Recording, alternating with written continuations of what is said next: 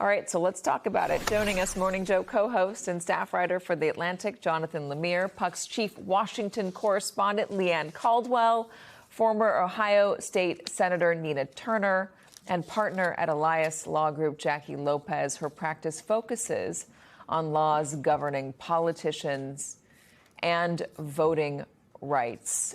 So, John, let's start with that gentleman we heard up top from C-SPAN saying that he's tired of Donald Trump. I know that the poll numbers have said this and have been telling this story, but it is still surprising to hear the passion with which he speaks and the shame he clearly feels for, he says, voting for Donald Trump 3 times. Just one voice, but a voice that did carry some real weight and meaning, it feels, and it's backed up by the numbers. This week, there's been a series of polls that show even an erosion of some Republican support for President Trump, and particularly some of his signature policies. I believe it was a Quinnipiac poll released midweek, where more Republicans are starting to sour on the president's deportation plan. In fact, one of the questions, it wasn't just do you agree with it, is do you think that the president's immigration policies, which include the mass deportations, including what we've been seeing in Minneapolis, make the country safer? And the answer was no. The majority of people voted, surveyed, said no, they don't. It makes it less safe, in fact, less safe. And I think that we have seen here in this post today, which the deeply racist, the White House has taken it down. They're blaming an unnamed staffer. We've heard that before when Donald Trump has been in trouble for posting things he shouldn't. Is emblematic of a really tough stretch for Republicans. You were right to highlight what happened in Texas. There was a 30-point swing there in a district that hadn't gone for a Democrat since 1978. And I wrote this week, so that's even before today's posting and resulting controversy, condemned by a lot of Republicans, we should add, that post today, that there are some of the GOP who have been quietly urging the White House change course, stop talking about the White House ballroom and the Kennedy Center, stop with the gunboat diplomacy, stop with the masked agents and the raids in Minnesota, start talking about the economy. But at least to this point, Trump himself is not much one for a reset. He's made no real changes. Yeah, I mean, it's like he's been emboldened to do whatever he wants and doesn't realize he's taking it too far, or thinks he can get away with it, as he has always gotten away with it. In terms of and we'll stick on the post for just one more second before we get to the broader stuff. You're talking about Republicans condemning it. By the way, Caroline Levitt said, stop getting all outraged about it. It's just the Lion King. It was just, Donald Trump is one character and the Democrats are all the other characters. Don't be so crazy about it. Well, Senator Tim Scott said this, praying it was fake because it's the most racist thing I've seen out of this White House. The president should remove it. Senator Pete Ricketts said something similar. So did Senator Roger Wicker, Susan Collins, Katie Britt, John Curtis, Dan Sullivan. That's just in the Senate. In the House, you have Mike Lawler and some others as well. I mean, the outrage over something Donald Trump says or posts is usually pretty well cornered by Democrats. But Nina, to hear Republicans come out and say this is just unusual in this current era of Donald Trump. Usually they claim they haven't seen it or they just try to ignore it and don't respond to questions. Well, it's about time, Katie. I mean, it's about time they get some backbone here. It took them long enough. Welcome. And I hope they continue to stand up. This was just so outrageous that they had to say something, and I'm glad that they did. But this is so much bigger than President Donald J. Trump. I know a lot of folks don't want to admit that, but he is a symptom of a much larger problem when it comes to not just any type of racism.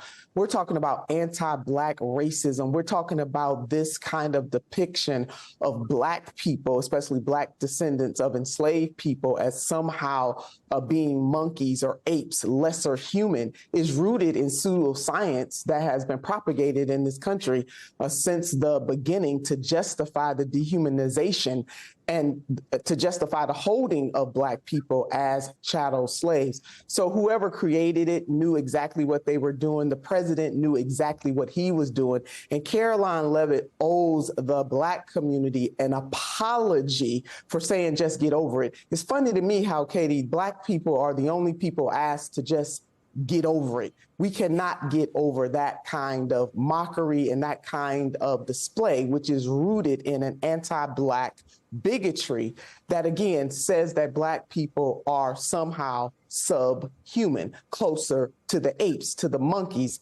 than they are as human beings.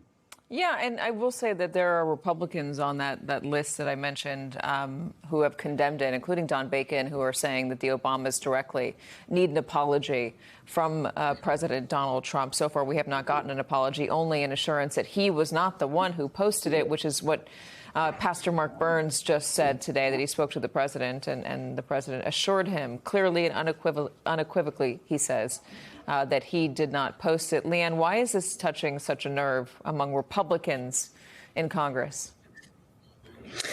Yeah, that's actually a good question, Katie. I think because it goes beyond the pale. It's absolutely horrific. It's something that they don't want to have anything to be associated with.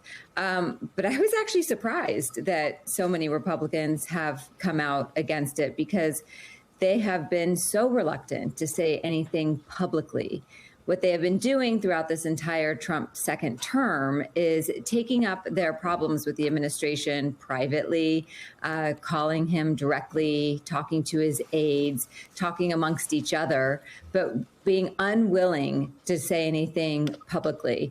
As horrific as it is, I think that there is something else happening politically as well, which you also tapped into as far as when you brought in the C-SPAN caller and the polling. Republicans are feeling much more comfortable now, and that it's necessary actually for them to say something when something this horrific happens. They feel more comfortable by criticizing the president rather than standing silently by him. And I think that, of course, I think that these people, the Republicans who said something, think that it's atrocious. Absolutely. But the fact they said something, I think, speaks to the bigger political environment that they're facing in this midterm election.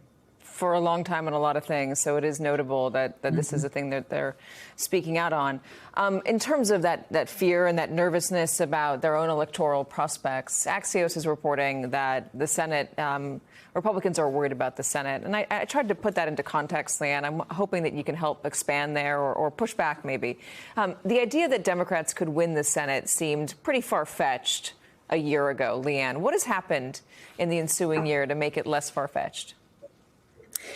Yeah, so part of it is the president's policies, what the president is doing or absolutely not doing. And the president is not going to be on the ballot in November. So the ones who are going to be held accountable for the president's policies are the Republicans who are on the ballot. And so it also doesn't help when you have someone like Senator Susan Collins, who has not yet even announced that she is running for re-election, which is much later than she normally does, causing a little bit of nerves that that she might decide to back out. When you have the president saying that posting on Truth Social that she should never be elected again, things like that aren't helpful, one. And then when you have the president who is not focused on the issues that people care about, cost of living, energy prices, cost of groceries, inflation, their pocketbook issues. Instead, he is focused on everything other than that. And then there's the chaos, the things like that happened today with that, or last night with that Truth Social post about the Obamas. And so the environment is really, really bad. And Republicans in the Senate are absolutely nervous. And what's happening in the House as well, you have some people who are going to run for re-election, run to take on some of the most vulnerable Democrats in the House.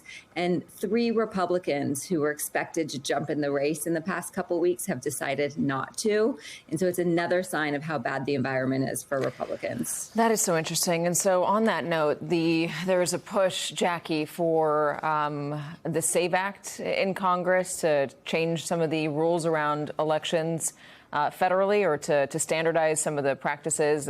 There's one version of it where they want to get rid of mail-in voting, make that illegal. They want to introduce more documentation to both register and to actually vote documentation that goes beyond a driver's license but includes more real ID sort of stuff like a birth certificate or a passport.